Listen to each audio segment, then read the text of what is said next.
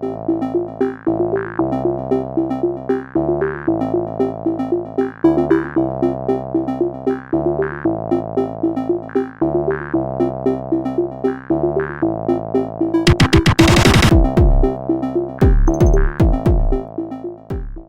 welcome back guys, and thank you for watching. Today I'm going to be doing another film camera review. Today I'm going to be reviewing two cameras head to head. The reason I'm doing these two cameras is because I'm actually trying to decide which one of these to keep. So I'm going to be getting rid of one of these, I've shot a couple of rolls of film through each of them, and I've finally decided which one I'm going to keep, and I'd like to talk to you about both of these cameras today and their features, and which one I decided to keep and why. So let's go ahead and get into the first camera. I'm going to start off with the Yashica T4 Super. This is a very popular camera. You're probably already fairly familiar with this camera if you're watching this video.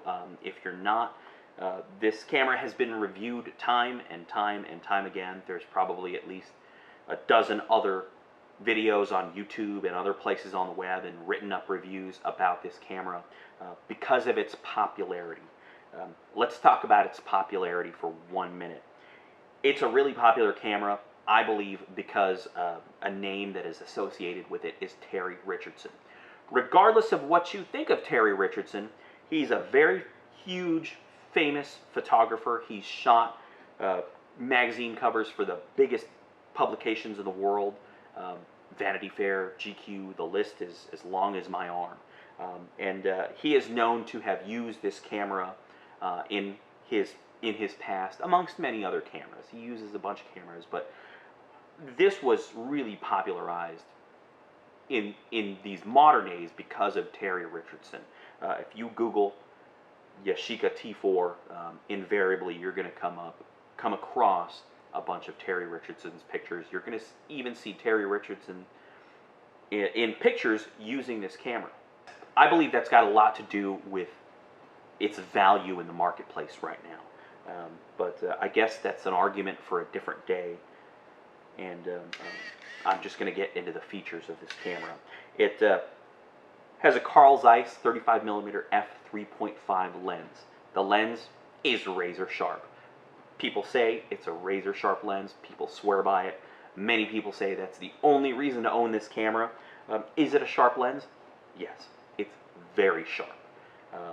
It is a nice lens. It's a nice, fairly wide focal length at 35mm.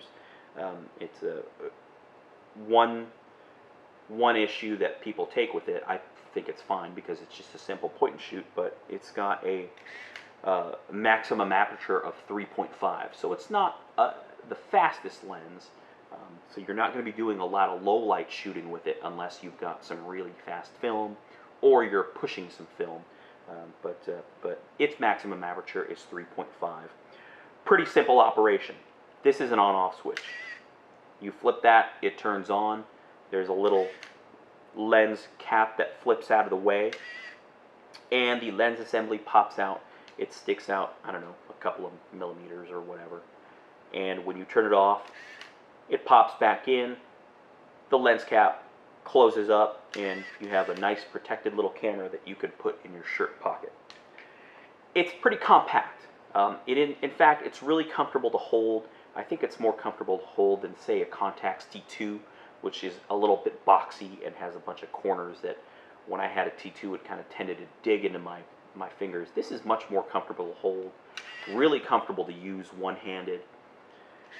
And one of the biggest features about the T4 Super, also known as the T5, the T4 Super and the T5 are the exact same camera. The regular T4 is different in that it does not have this super scope. So the T4 Super and the T5, they have what they call this super scope. It is essentially a waist level viewfinder. And as far as waist level viewfinders go, I think it's pretty useless. It's tiny, it's flipped horizontally, so it's backwards. It's not upside down, so it's got that going for it. A lot of medium format cameras with waist level viewfinders, they are upside down and backwards. This is not upside down, however, it is backwards. It's flipped horizontally, so that's kind of weird. People say that skateboarders fell in love with this camera because they can kind of shoot with it at hip level and shoot their buddies skateboarding. However, it's kind of weird because if you're panning with action, it's backwards. So you've got to learn how to pan in the different direction versus what you're seeing with your eyes versus what you're seeing with the super scope, which is not that super at all. Going into its other features, I mean, this is a simple camera. It's got a flash mode button. It's got a self-timer button. It's got that super scope. It's got the shutter button. The back is dead simple. You've got a viewfinder. You've got the focus and flash ready lights. You've got the window that sees into the film chamber. It's actually got a roll of film in there right now that I need to finish off. This side has the battery compartment. And then this side has the switch that swings open the film chamber door. At the bottom, you've got a tripod socket, which is plastic. I really wouldn't trust a tripod. I really wouldn't trust this on a tripod because that's plastic. I feel like that would break right off. And then you've got the mid-roll rewind that you've got to poke with a paper clip or a pen or a pencil or whatever if you want to rewind your roll in the middle of the roll. And it's got the flash. And that's it. That's really all there is to this camera. It's about as simple as it gets. Again, going back to the lens is very, very sharp. So if you're after ultimate sharpness, this is a really good option for you. It shoots pretty quick. Like every point and shoot, there's a little bit of a shutter lag, but as the more you shoot with it, probably after a roll or two, you're going to be really used to that shutter lag if you're shooting any kind of action or whatever, and getting that timing down of pressing that shutter and the shutter actually opening and the camera taking a picture. Let's get into the other camera that I'm reviewing today.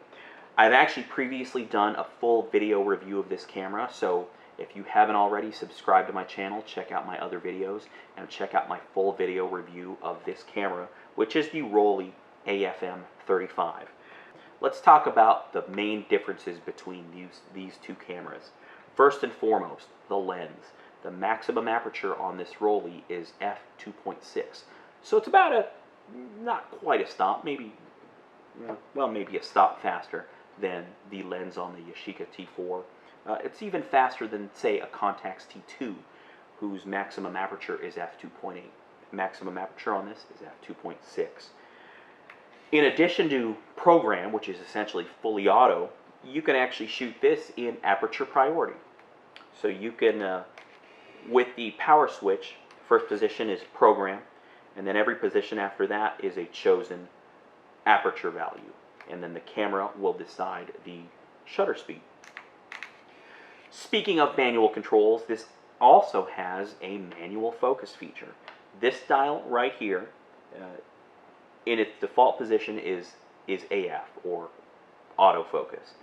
You can press this down and spin the dial and choose focus values. So right after autofocus, that next closest value is infinity, 10 meters, and all the way down to 0.4 meters. This camera has some manual control. I personally never use any of the manual controls on this camera. I got this camera, this point and shoot camera, because I just wanted a film camera that I could point and shoot with. One other feature it has over the Yashica T4 is an exposure bracketing feature. It does not have exposure compensation.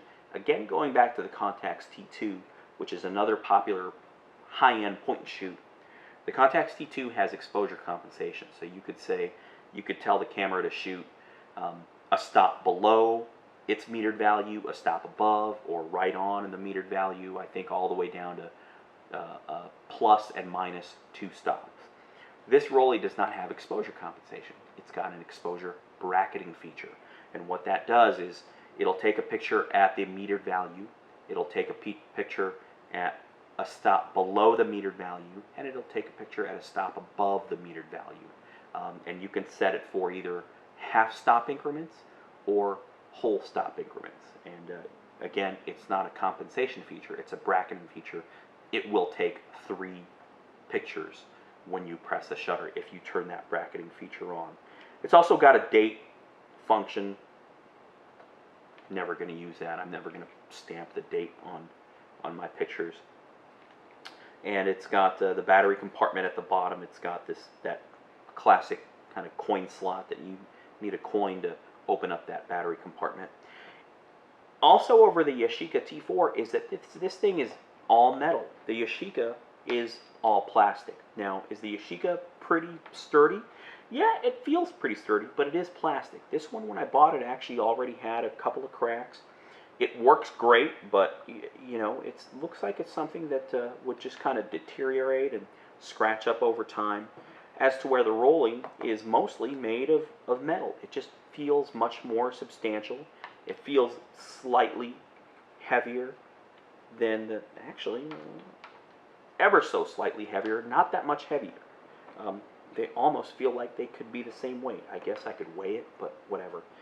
But it does feel sturdier, and this grip is actually nice. It's plastic, but it's slightly rubberized. On the back there, you've got your switch that swings the film door open, and they both load really. I mean, in a standard way, you put your film in there, and it auto winds, or takes up the film automatically, and you're off to the races and you're shooting. Now, let's talk about the lenses on these two. I'm going to go on record and say that the lens on the Yashica T4 is ever so slightly sharper. So if you're talking about ultimate sharpness between these two, the Yashica T4 wins. How much sharper is it? Well, I had to look at my scans of the rolls of film that I shot with these two cameras at 100%. They were 6 megapixel scans from the lab, and I had to look at them at 100% to find that the lens on the Yashica T4 is a little sharper.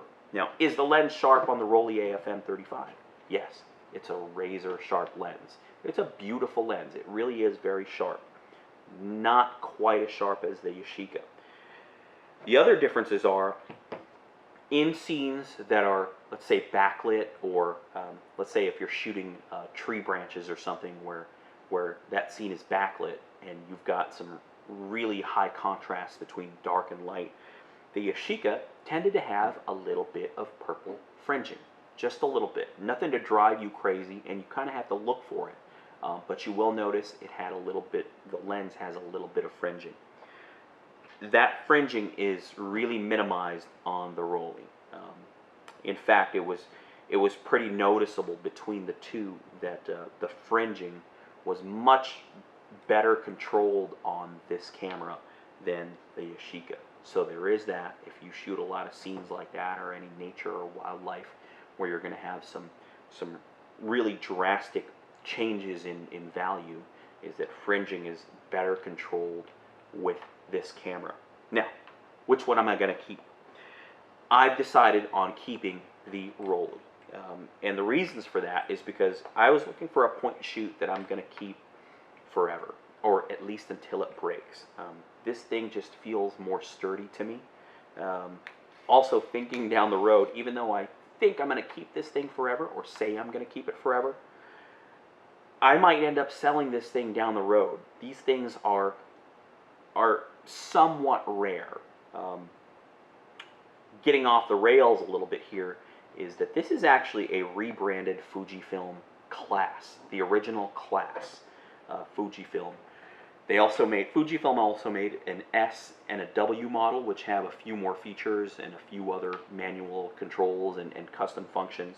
But the original Fujifilm class, which is pretty high-end point and shoot in and of itself, was actually rebranded, and in this Rollei and the Fujifilm class are the exact same camera.